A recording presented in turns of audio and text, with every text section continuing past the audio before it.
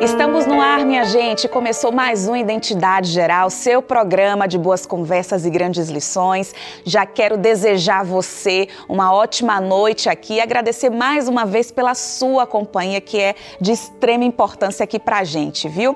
Hoje eu quero também fazer aquele bom e velho lembrete de que você pode acompanhar o Identidade pelo ntplay.com e também pode fazer isso pelo YouTube da Rede Novo Tempo de Comunicação. Aí você acessa essas plataformas, deixa lá sua curtida, o seu comentário, compartilha com outras pessoas. A gente, inclusive, vai adorar receber ali o seu feedback, tá bom?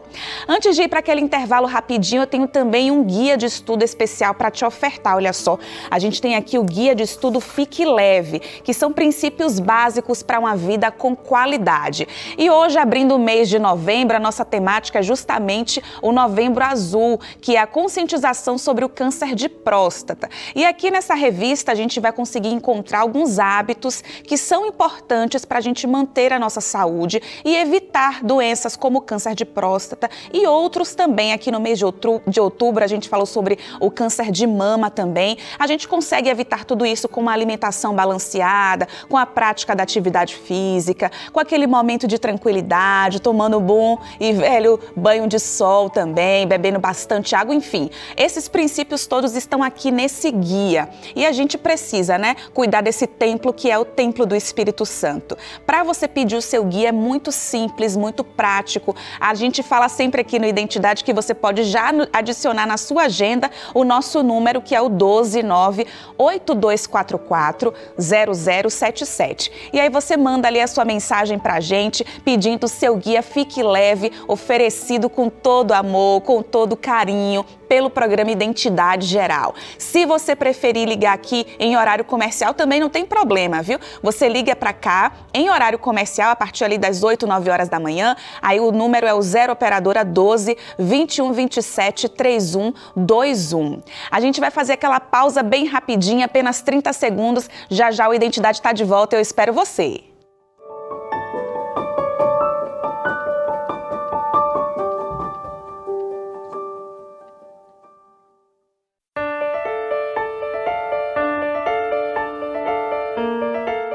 Ele recebeu um diagnóstico bem difícil e temido por muita gente. Walter Júnior ouviu dos médicos que estava com câncer. Se não bastasse a doença, o câncer era na próstata, o que torna o diagnóstico ainda mais delicado para a maioria dos homens. Walter entrou para a estatística dos mais de 65 mil novos casos de câncer de próstata no Brasil. Mas hoje ele também faz parte dos cerca de 90% dos casos de cura devido a um diagnóstico precoce. O Identidade de hoje é sobre conscientização, sobre quebrar tabus, sobre tratamento, cura e restauração. Então seja muito bem-vindo, seu Walter. Boa noite. Muito obrigada, viu, por ter aceitado aí o nosso convite. Está aqui hoje nessa poltrona. Essa poltrona é especial, viu, seu Walter? Só senta quem tem moral aí, hein? Obrigada, viu? Eu que agradeço. Uma boa noite para vocês, Que Deus abençoe a todos nós. Amém. Olha, seu Walter, antes de a gente engatar aqui na conversa, eu queria voltar mais uma vez nessa questão dos dados que a gente citou aqui. Então, de acordo com o INCA, que é o Instituto Nacional de Câncer, é a maior referência que a gente tem aqui no Brasil, no que diz respeito às estatísticas sobre qualquer tipo de câncer, inclusive. O INCA diz o seguinte, que aqui no Brasil estima-se 65.840 novos casos de câncer de próstata, isso variando no ano de 2022, 2021 e 2020 também. Então, é muita gente, 65 mil novos casos. É o segundo tipo mais incidente aqui no Brasil, perdendo apenas para o câncer de pele e também bem incidente na população masculina, Está ali no topo entre os tipos de cânceres mais comuns entre os homens. Diante desses dados, qual que é o sentido da vida para uma pessoa que sobreviveu ao câncer de próstata? A alegria, É só alegria, porque nós temos pura vontade de viver. Então, diante desses absurdos que a gente vê aí desse diagnóstico de tantas pessoas que tem, Então a gente só sente alegria e prazer em viver, principalmente quando a gente tem Deus no coração. É verdade. A chavinha então mudou, seu Walter? Como que era o Walter de antes, como é o Walter de agora? Olha, O Walter de antes era um pouco relaxado com relação à saúde. Olha só. Bem relaxado, porque é homem, né? Apesar de minha mãe sempre falar, filho, olha, o seu diagnóstico é de procedência de câncer, então você fica sempre atento, sempre atento. E às vezes a gente não dá muitos ouvidos. Quando eu fui cair nesse diagnóstico aí. O senhor falou aí da família, então tem esses casos na sua casa, né? Tem. Seu pai, se eu não me engano. O meu pai teve câncer de próstata, o meu avô, o meu bisavô teve, os meus tios, por parte do meu pai, também tiveram câncer. Então, vem numa linhagem aí que é preocupante, né? Então, infelizmente, quem tem isso na família tem que ficar esperto. Tem que ficar atento. Seu Walter, quais foram ali os primeiros sintomas? Como foi que você chegou ao diagnóstico? Conta um pouquinho pra gente. O câncer é uma doença silenciosa. Quando você percebe, você está com ela. No meu caso, eu só fui perceber por quê? Porque eu sempre fazia, todo começo de ano, eu fazia um exame médico. E nesse ano específico, 2010, eu acabei solicitando para o médico um PSA. E no PSA acusou que o PSA estava alto. Mas, como eu te falei, né? Nesse ano eu não dei bola, porque eu estava trabalhando em uma empresa e a empresa estava em alta, viajava muito pela empresa e a empresa precisava de mim e acabei relaxando esse ano. No segundo ano eu fui fazer novamente o exame deu mais alto. Nossa. O primeiro ano ele deu 10,7. O que já é bem alto, bem né? Porque, alto. se eu não me engano, a média deve ser 0,01, alguma coisa assim. 0,01 para o homem. Olha aí, deu em 10. Deu 10,7. E no segundo já deu 12,4. Nossa, seu Walter. Quantos anos, mais ou menos? Eu estava com 43 anos. Jovem ainda, né? Mas aí não sentia dor, não sentia incômodo nenhum? Nada, nunca senti nada. E aí, diante desse segundo exame do PSA, que já deu 12 e pouquinho, qual foi a definição médica ali? Qual foi a orientação médica? Eu sei que você passou por alguns especialistas que meio que disseram assim, olha, não tem muito o que fazer, né? Não queriam fazer a cirurgia, não indicaram também um tratamento, não te explicaram a realidade ali daquele cenário. Na época, a minha mãe era viva, né? E minha mãe falou assim, mal se tira pela raiz. E eu acredito nisso, mal se tira pela raiz. Então, eu queria remover a próstata, né? Eu fui ao primeiro oncologista, o oncologista analisou, fizemos exames, vários exames, né? E ele falou assim, olha, não tem como fazer a cirurgia. Eu falei, mas por quê? Mas eles não explicou. Eu fui fazer uma segunda, né? Segundo médico também, especialista também em câncer, né? Em cirurgias, mas ele falou, não tem como tirar. No terceiro, que eu fui na Santa Casa aqui de Misericórdia, aqui em São Paulo, um especialista em radiologia, e ele explicou para mim como seria a cirurgia. Ele falou assim, eu vou te explicar como é a cirurgia. Ele estava sentado na escrivaninha dele, ele puxou a gaveta e enfiou a mão na gaveta. Ele falou assim, olha, nós vamos abrir você e isso que vai acontecer. A partir do momento que eu vou introduzir a minha mão em você, os meus olhos não vão enxergar mais nada. Nossa. Eu só vou apalpar. Então, pelo meu conhecimento, ele falou assim, pelo meu conhecimento que eu tenho, eu vou apalpar a sua próstata e vou puxar. Então ele falou assim, olha... Arriscado, né? Que ele não consegue ver ali direito. Então ele falou assim que normalmente isso acontece nos homens, acontecem dois problemas. Incontinência urinária, né? E também, às vezes, problema de ereção.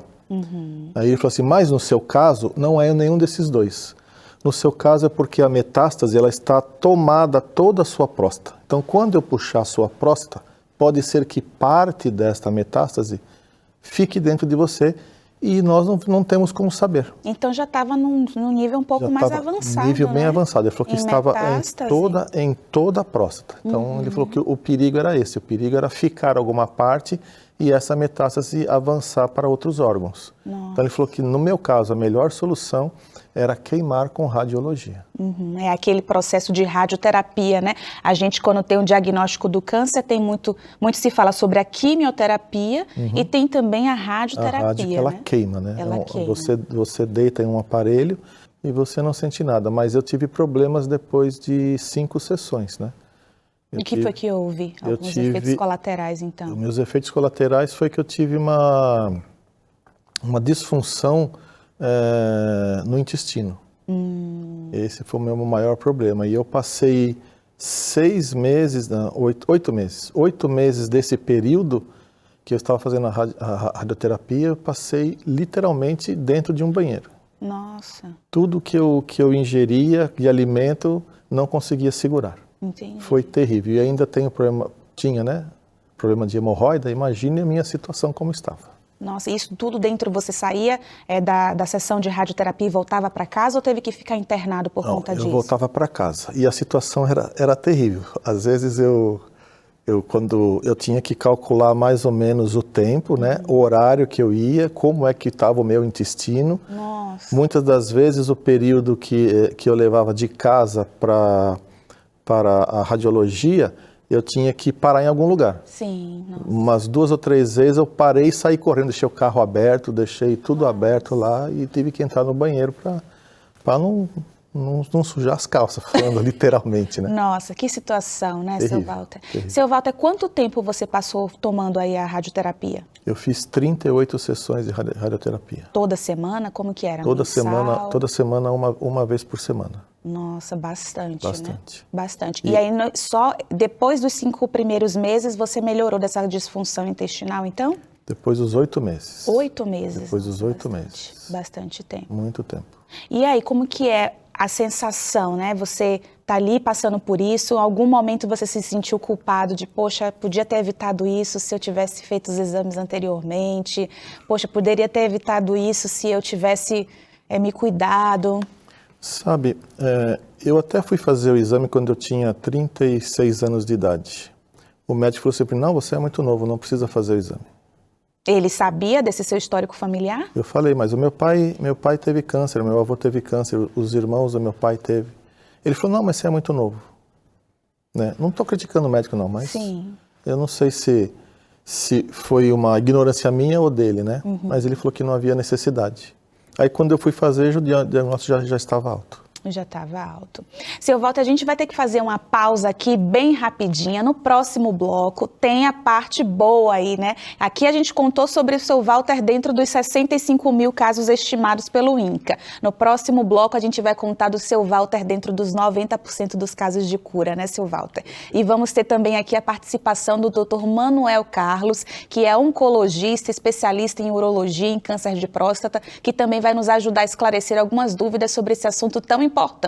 Então você, mulher, já chama os meninos da família para acompanharem aqui o Identidade. Você que é homem, continue aqui acompanhando com a gente para se conscientizar, se cuidar e ter saúde, tá bom? A gente vai para essa pausa rapidinha e daqui a pouquinho a gente está de volta.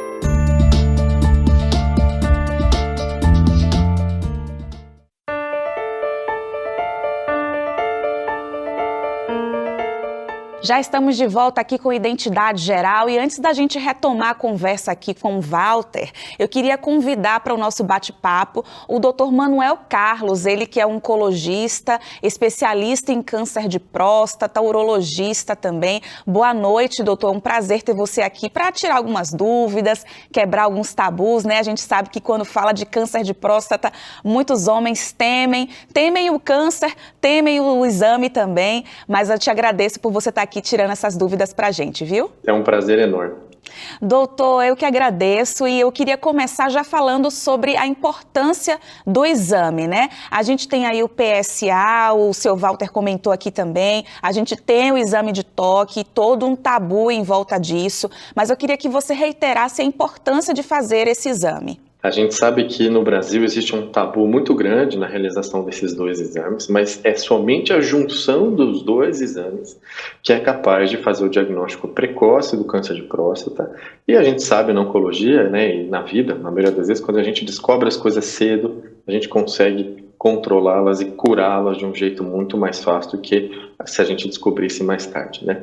É muito melhor prevenir do que remediar, já diz a sabedoria popular. Continua sendo indicado, é muito importante para a gente. Os homens precisam entender que esse exame salva vidas. É verdade.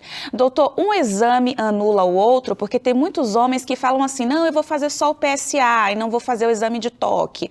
Isso já resolve? Você falou aí que a união dos dois é que é o essencial, né? Mas só fazer o PSA, o que é que o senhor tem a dizer? Muitos homens hoje, por conta do estigma do exame do toque retal, acabam fazendo só o PSA e achando que estão cobertos. Infelizmente, não. Infelizmente, a gente sabe que existem tumores que são rastreáveis e que não são grandes produtores de PSA, mas aparecem no toque.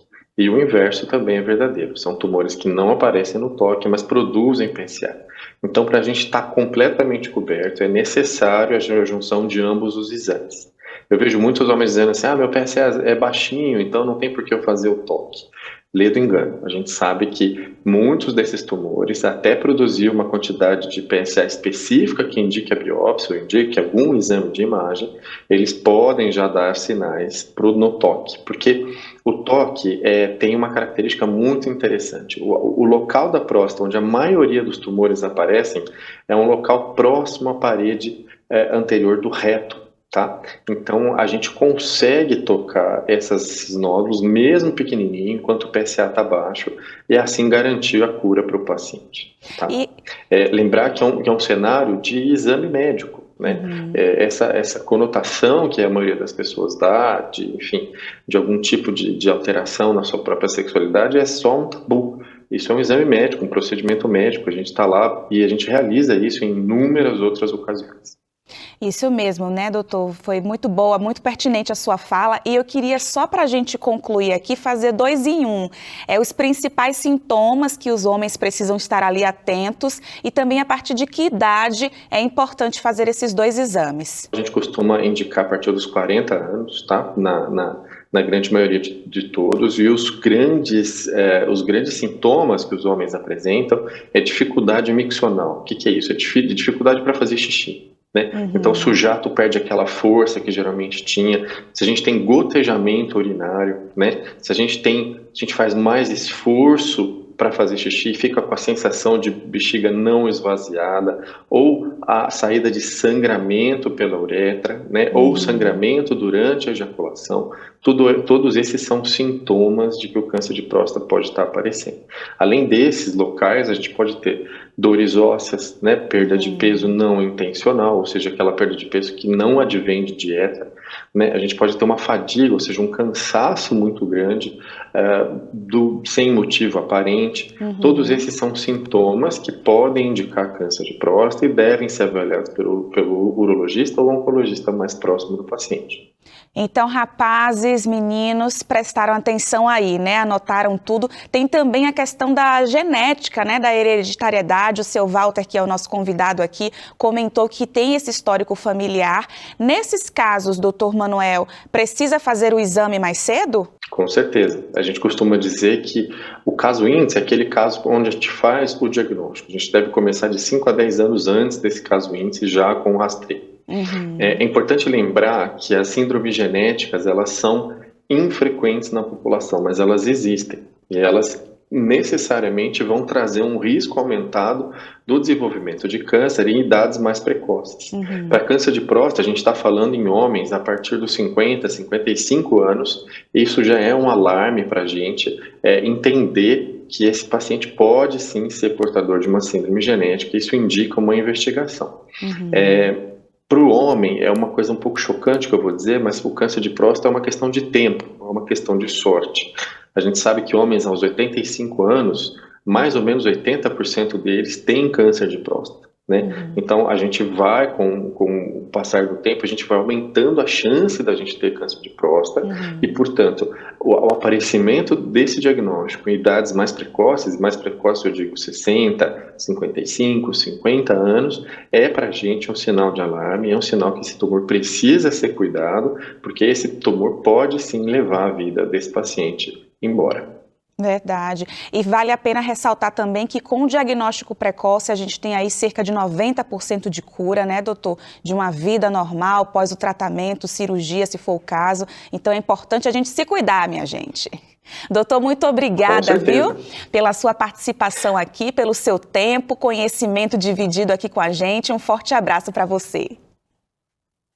Forte abraço, Luiz, e para você e todos os seus espectadores, viu? Uma boa noite. Boa noite, tchau, tchau. Pois é, minha gente, é importante a gente se cuidar. E voltando aqui, né, a conversa com o seu Walter, queria saber como é, diante de tanto tabu, você falar abertamente sobre esse assunto. Não é fácil, né? Para um homem isso não é fácil. Eu acredito que nenhum homem aceita isso, né? Tanto é que no meio dos homens há muita brincadeira por causa disso, né? Mas o homem tem que fazer. Hoje eu vejo que o homem tem que parar de ser relaxado e ir fazer esse exame. Não é fácil você passar por chacotas dos amigos, né? Até mesmo da família. Mas você tem que falar assim, não, eu estou procurando o melhor para mim. Isso que você tem que entender. Estou procurando o melhor para mim, para a minha saúde, para a minha família, porque a minha família depende de mim, dependia de mim. Então eu tenho que ir procurar o melhor e esquecer essas coisas que infelizmente nos desagradam, né? Uhum. E o seu grande ponto de apoio nessa fase, nessa trajetória toda, nessa experiência? Além da minha amada esposa, foi a notícia dos meus filhos, né? Na época que eu estava fazendo o tratamento, os 2 meus filhos ficaram grávidos. Olha só! Isso equilibrou a dor que eu estava sentindo. A expectativa dos netinhos chegar. Uhum. E aí deu mais força para o senhor continuar. Deu muito mais força. Com muito certeza. mais força. Que não é fácil não. Você entrar em uma radioterapia e você entra numa sala onde você vê as situações das pessoas. Uhum. Mas a gente vê as situações das outras pessoas que estão aguardando ali na fila, são terríveis. Pessoas sem parte do seu rosto, sem parte dos seus membros, ali aguardando um horário para fazer a radioterapia também. Então é muito difícil. E você também teve uma experiência bem íntima com Deus, né? De dizer ali, poxa, que o seu Walter é um pregador nato, e aí ele queria pregar, já tinha uma agenda de pregação. Qual foi esse milagre, seu Walter? Então, esse foi um milagre. Como eu falei, né? Eu estive no período da radioterapia, eu tive um problema intestinal. E como eu tinha uma agenda de pregação em algumas igrejas, eu conversei com Deus e falei assim, Senhor, eu não quero faltar à sua igreja, eu quero ir todos os sábados, né? E levantei da minha oração e no sábado seguinte peguei minha esposa e fui à igreja. Então eu notei o quê? Eu notei que a partir daquela oração, do pôr do sol da sexta-feira ao pôr do sol do sábado, o meu intestino ficou tranquilo. Nossa. Então eu pude continuar pregando, fazendo a minha agenda sem problema algum. Então hoje tudo beleza, tudo em ordem. Tudo em ordem. Quando Deus. terminou a radioterapia, foi feito novos exames, né? O médico constatou que a próstata foi queimada por inteiro, teve que aguardar alguns meses, fazer novos exames, né? Uhum. E foi constatado que realmente estava curado. Uhum. E mesmo curado, continua ali nos exames periódicos, né? Tem que continuar ali. No começo foi de 6 em 6 meses fazendo PSA, e agora todo ano eu faço PSA. Graças a Deus. Todo ano eu lembro, novembro eu vou lá. Esse ano eu já até fui. E olha só, bem no mês de novembro, novembro azul, a metástase também foi embora. Foi embora, graças a Deus. Não tenho sintoma nenhum, me sinto muito bem e louvo a Deus por isso. Amém. Seu Walter, eu te agradeço, e te agradeço de uma forma muito especial, porque eu não posso imaginar como é passar por uma situação de câncer de próstata. Nunca tive câncer, muito menos o de próstata. E como você falou ali que é difícil, o tabu, a gente tenta se colocar no lugar do outro, e eu posso imaginar, né, como que é passar por tudo isso. E eu te agradeço pela coragem de ter vindo aqui no nosso programa. O senhor veio aqui, eu tenho certeza que o seu testemunho, o seu depoimento está ajudando a conscientizar muitas pessoas. É um gesto de salvar vidas para a gente conseguir reduzir aqui essa estimativa de 65 mil novos casos, e eu te agradeço demais por você ter participado aqui do nosso programa, viu? Eu que agradeço, né? Eu fico feliz em poder ajudar, né? E conscientizar os homens. Eu acredito que os homens deveriam fazer como as mulheres. Como as mulheres fazem o seu Papa Nicolau todo ano, né?